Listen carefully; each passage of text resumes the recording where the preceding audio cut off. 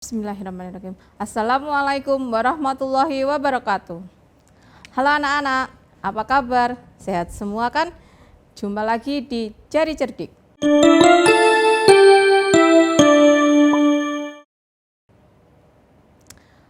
Kali ini kita akan belajar tentang tema 6, energi dan perubahannya. Kita akan belajar di subtema 4, pembelajaran 1, 2, dan 3. Materi yang akan kita bahas adalah tentang hemat energi. Mari berkarya, kita nanti akan berkarya membuat kipas dan kincir angin, kemudian senam ritmik, dan luas dan keliling satuan tidak baku. Untuk yang pertama, kita akan membahas tentang hemat energi. Kenapa ya kita harus hemat energi? Kenapa kok kita harus melakukan hemat energi di semua energi yang ada di bumi ini? Kira-kira kenapa? Ada yang tahu nggak? Hemat energi termasuk pengamalan sila Pancasila kelima. Hemat energi ini ditujukan untuk menghemat penggunaan beberapa energi yang dapat habis atau yang cepat habis. Energi yang kita hemat itu adalah energi yang berasal dari sumber daya alam yang tidak dapat diperbarui. Artinya ketika kita ingin mendapatkan lagi butuh waktu yang lama. Nah, hemat energi ini adalah dengan cara tidak menggunakan hak-hak milik kita untuk hal-hal yang bersifat pemborosan. Pemborosan di apa saja? Ada di banyak hal. Pemborosan penggunaan listrik, penggunaan air, penggunaan bahan bakar, dan penggunaan yang lainnya. Nah, hemat energi ini dapat kita lakukan di mana saja, di rumah, di sekolah, maupun di masyarakat. Hemat energi tujuannya adalah agar generasi penerus kita, generasi yang akan datang, juga dapat menikmati energi yang kita nikmati sekarang. Jadi tujuannya kenapa kok kita harus menghemat energi, itu adalah untuk meneruskan atau memberikan kesempatan kepada generasi penerus yang akan datang untuk dapat menikmati energi seperti apa yang kita rasakan sekarang. Nah, perhatikan anak-anak, ini ada sebuah rumah. Di dalam rumah ini ada 5 ruangan, perhatikan. Ruangan yang pertama, kedua, ketiga, keempat, dan kelima. Kira-kira ada apa ya dengan rumah ini? Perhatikan. Kalau kita perhatikan dengan baik-baik, nah perhatikan lingkaran merah. Lampu di ruangan pertama, ruangan kedua, ruangan ketiga, keempat, dan kelima semua nyala. Padahal itu adalah di siang hari. Kira-kira itu pemborosan nggak sih anak-anak? Iya, ini pemborosan. Lampu yang menyala saat siang hari itu merupakan pemborosan. Kenapa kok pemborosan? Karena matahari sudah memberikan cahaya yang sangat terang. Jadi kalau kita menggunakan lampu, menyalakan lampu listrik, otomatis kita tidak berhemat listrik, tidak menghemat listrik. Itu namanya pemborosan. Kemudian perhatikan, kipas anginnya nyala. Padahal di situ ada orang enggak? Enggak ada orang kan? Terus itu kipasnya mengangin-anginkan untuk siapa? Enggak ada orang. Jadi itu juga termasuk pemborosan. Kemudian televisi dan radio pun juga menyala. Di situ nggak ada orang, nggak ada yang melihat, terus di situ nyala, siapa yang akan menonton? Nah, itu juga termasuk pemborosan anak-anak. Selain ini, apakah ada yang bisa menyebutkan sikap-sikap yang termasuk pemborosan? Oke, perhatikan ini. Contoh lain sikap boros energi yang harus kita hindari anak-anak. Boros energi ini harus kita hindari. Apa saja ya selain contoh-contoh di atas tadi? Ya, menyalakan lampu secara bersamaan. Di ruangan sudah ada satu lampu, sudah cukup terang, jadi cukup satu aja yang kita nyalakan anak-anak. Jangan semua lampu dinyalakan. Kalau misalkan satu lampu saja cukup, tapi semuanya dinyalakan, itu namanya juga pemborosan. Kemudian, menyalakan AC saat udara dingin. Udaranya sudah dingin. Kalau kita menyalakan AC juga, jadi semakin dingin. Kira-kira boros nggak? Iya, itu boros. Jadi kalau misalkan udaranya dingin, AC-nya lebih baik kita matikan. Tapi kalau misalkan udaranya sedang panas, bolehlah kita nyalakan. Kemudian, ini yang sering terjadi. membiarkan keran air menyala saat tidak digunakan. Jadi anak-anak, kalian ketika selesai cuci tangan, selesai cuci piring, atau selesai menggosok gigi dan lain sebagainya, ketika keran air sudah tidak digunakan, harus dimatikan, jangan dinyalakan aja, jangan dibiarkan menyala karena itu termasuk pemborosan air. Kemudian, bermain mainan yang menggunakan listrik. Tentunya sekarang zamannya lagi belajar di sekolah, belajar di rumah, kalian banyak menggunakan peralatan-peralatan listrik. Untuk menghindari kejenuhan, kebanyakan dari kalian pasti bermain menggunakan game online. Game online itu juga menggunakan komputer juga menggunakan listrik. Nah, kalau misalkan itu dimainkan secara berlebihan atau dalam waktu yang lama, itu juga memboroskan energi listrik anak-anak. Otomatis nanti ketika kamu listriknya diboros-boros, tidak dihemat-hemat, pembayaran listrik bulan depan pasti akan naik. Kemudian menggunakan alat komunikasi dan alat elektronik sepanjang hari. Kalau misalkan alat elektronik, HP misalkan, HP atau tablet, kita gunakan sepanjang hari dalam waktu yang lama, dalam sehari itu, otomatis baterai akan cepat habis. Ketika baterai akan cepat habis, otomatis kamu pasti akan menyalakan chargernya. Nah, charger juga menggunakan listrik. Kalau kalian menggunakannya dalam jangka waktu yang lama, tidak diatur waktunya, itu juga termasuk pemborosan energi listrik. Nah, kita sudah belajar tentang pemborosan energi. Lalu apa yang harus kita lakukan untuk menghindari sikap-sikap yang boros energi tadi ya? Nah, ini anak-anak. Sikap hemat energi yang bisa kita terapkan di rumah untuk menghindari sikap boros energi yang seperti di atas tadi. Yang pertama adalah matikan lampu dan peralatan saat tidak digunakan, atau saat siang hari lampu tidak usah dinyalakan karena sudah terang. Kemudian matikan lampu bila tidak digunakan. Ketika kamu keluar kamar, pada saat di kamar kamu lampunya menyala, untuk meninggalkan kamar matikan lampunya dulu biar tidak boros energi. Kemudian matikan lampu saat tidak digunakan untuk hemat energinya. Cabut bila tidak digunakan. Apa yang dicabut? Peralatan listrik yang tertempel pada stop kontak. Alangkah baiknya untuk kita cabut ketika tidak digunakan. Kemudian matikan komputer bila tidak digunakan. Setelah kalian selesai mengerjakan e-learning atau setelah mengerjakan tugas daring, komputer boleh dimatikan ya anak-anak. Kita bermain di luar, jangan melulu di depan komputer. Kemudian matikan keran bila tidak digunakan. Kurangi sampah dan pilah sesuai jenisnya. Kenapa?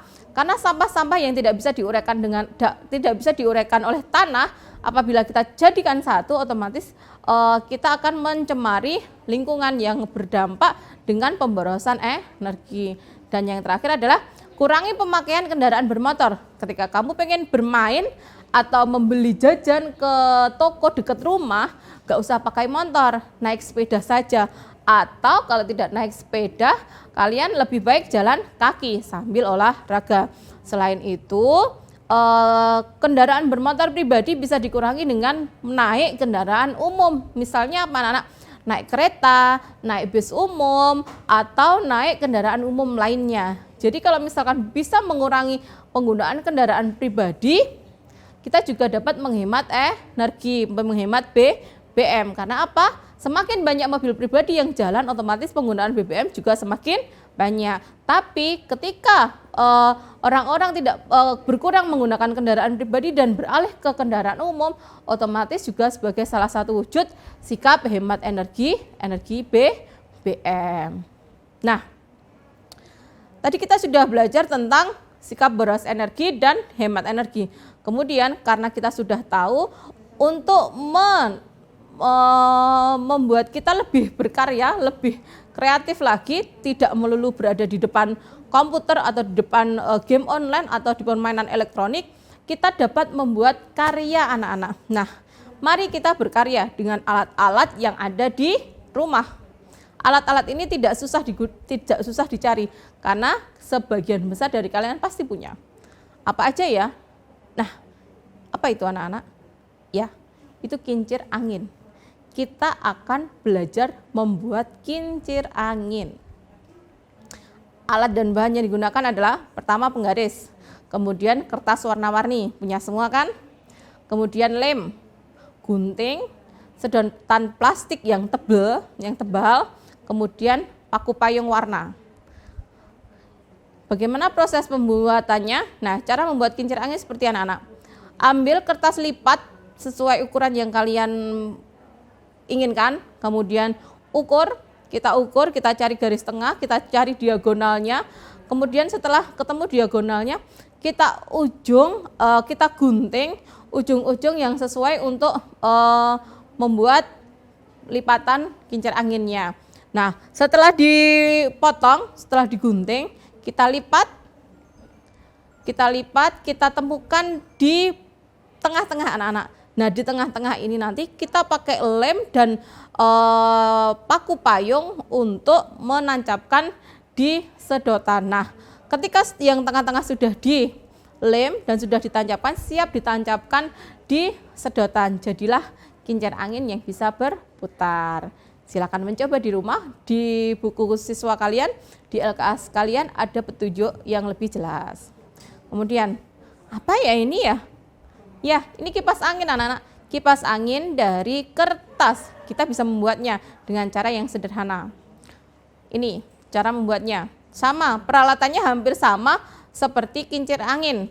Hanya saja ini kita menggunakan jarum. Nah, buatlah cetakan kipasnya. Kemudian lubangi seluruh pinggiran karton. Kemudian tempelkan pegangan kipas pada salah satu permukaan karton. Kemudian tempelkan satu karton lainnya dengan cara dijahit, gunakan tali rafia atau pita.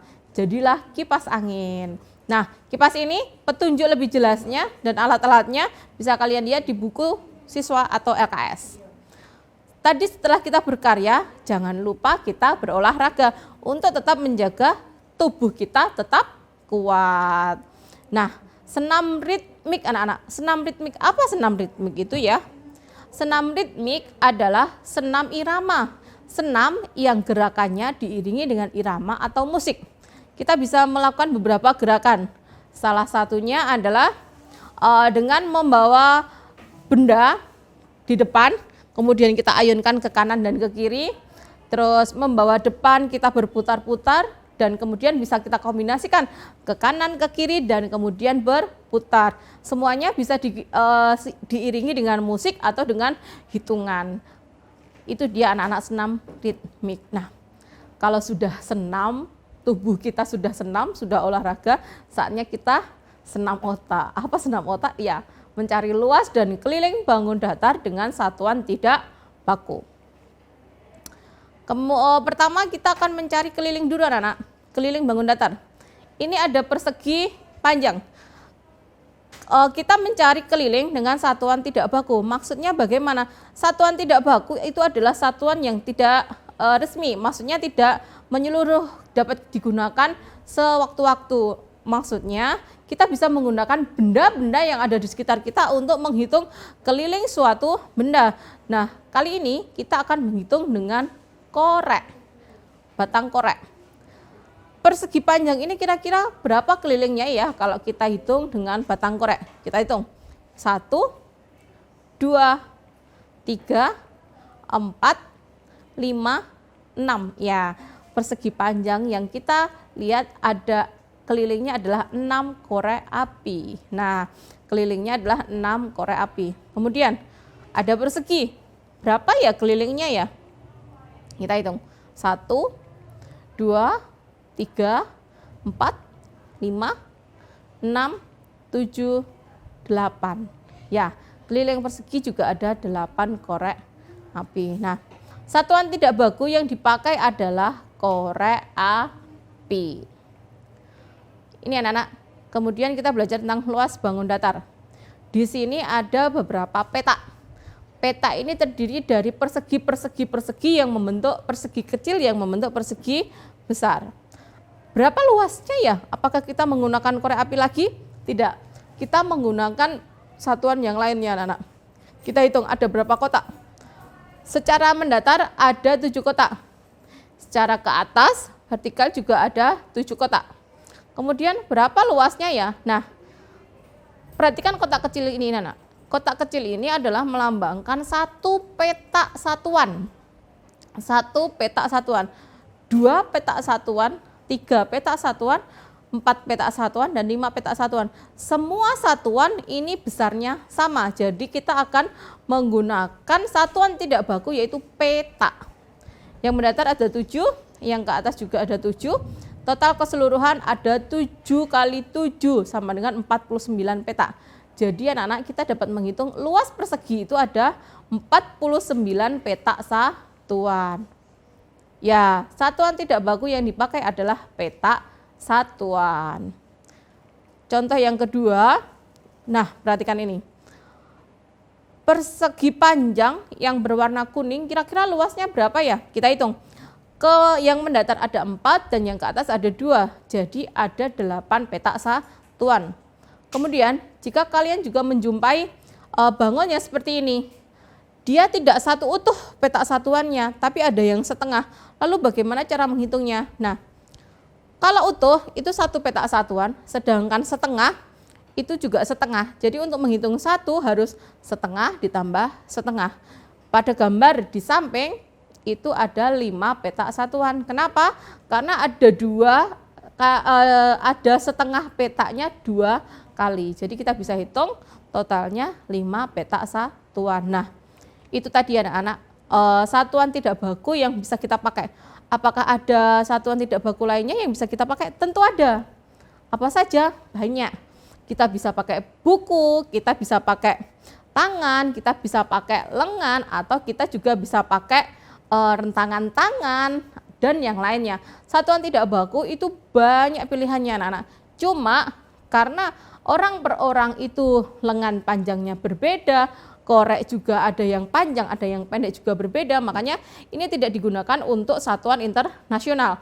Satuan internasional yang dipakai untuk keliling itu adalah meter, dan untuk luas itu adalah meter persegi, atau yang lain bisa dikonversikan. Nah, sekian anak. Terima kasih belajar kita hari ini. Kita ketemu lagi di pembelajaran selanjutnya. Save energi, hemat energi ya anak-anak, jangan boros-boros. Karena apa? Kalau misalkan kamu boros untuk penggunaan energi saat ini, kemudian tidak melakukan penghematan energi, bisa jadi nanti anak cucu kita atau keturunan kita dan generasi penerus kita tidak akan dapat merasakan energi seperti apa yang sudah kita rasakan saat ini. Tetap di rumah, jaga kesehatan, jaga imun, jangan lupa berolahraga dan berkarya. Berkarya dengan apa aja yang ada di rumah kalian. Semakin kalian berkarya, semakin berguna waktu kalian, jadi tidak terbuang sia-sia. Terima kasih, sampai ketemu di kesempatan berikutnya. Wassalamualaikum warahmatullahi wabarakatuh.